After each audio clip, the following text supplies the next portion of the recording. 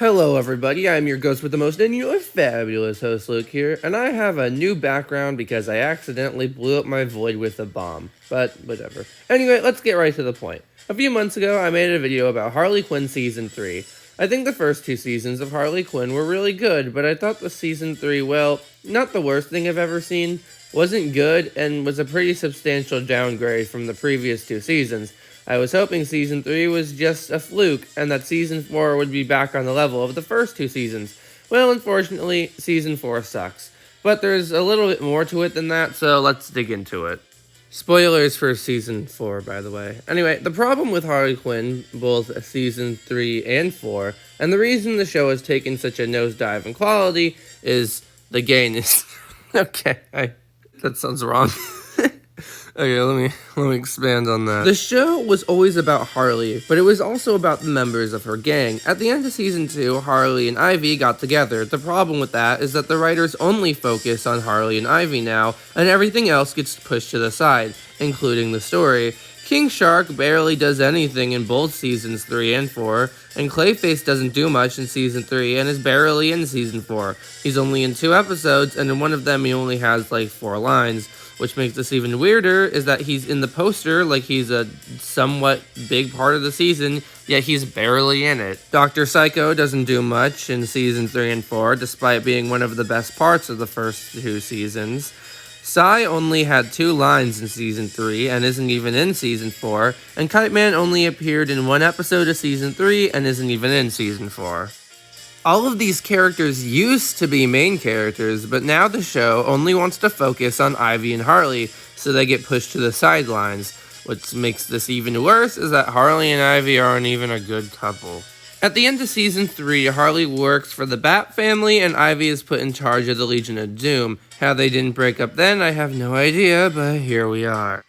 Anyway, let's actually talk about Season 4 now. The first 5 episodes of Season 4 are all pretty bad. And every time they mention mansplaining or the patriarchy or something like that, I just want to die. I hope she gets pregnant. Let's bow to the woke mob and hire to skirt. Chlorophyll infusion. Chlorophyll is what absorbs light. I understand photosynthesis, Jinx. You know, you never respond to my gifts, so I was worried you didn't think I was funny. I need to work on my self-confidence. That's a very male take. I demand to talk to whoever's in charge. Perhaps your male superior. Pads.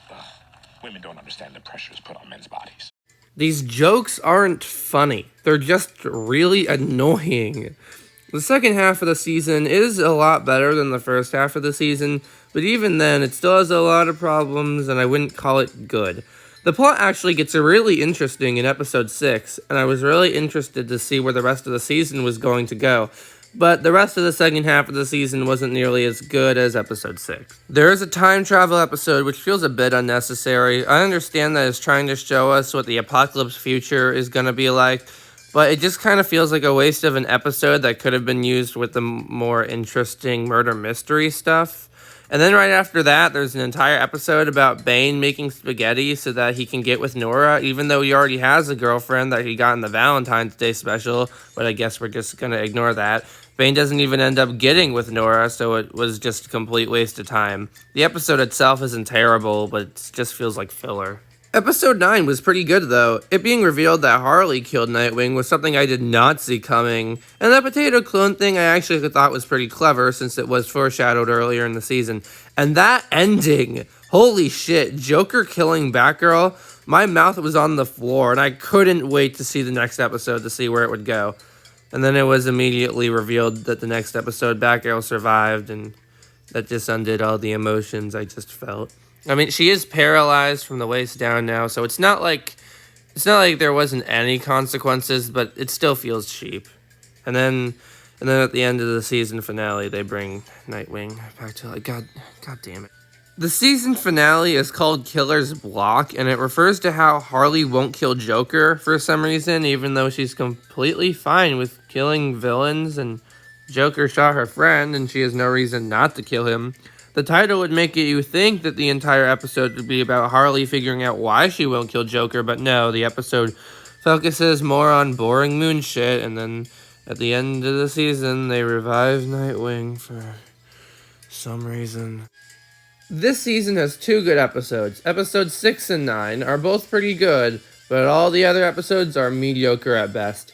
I was really hoping that season 3 was a fluke, and that season 4 was going to be great, just like the first 2 seasons were, but I was wrong. I am disappointed with this season, but I do think I maybe enjoyed it more than season 3. Season 3 only had 1 good episode, which was Batman Begins Forever, and everything else about that season was just very mediocre. Season 4 at least has 2 good episodes, but, I mean, I do like Batman Begins Forever is probably my favorite episode of the show, so I honestly don't know. It really doesn't matter which season I think is technically better, because both seasons 3 and 4 suck.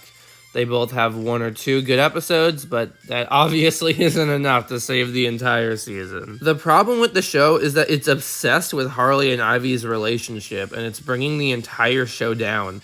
The first 2 seasons are so good, and it really sucks to see that now the show is just mediocre at best, with 1 or 2 good episodes a season. Well, anyway, I have been your ghost with the most and your fabulous host, and thank you for watching.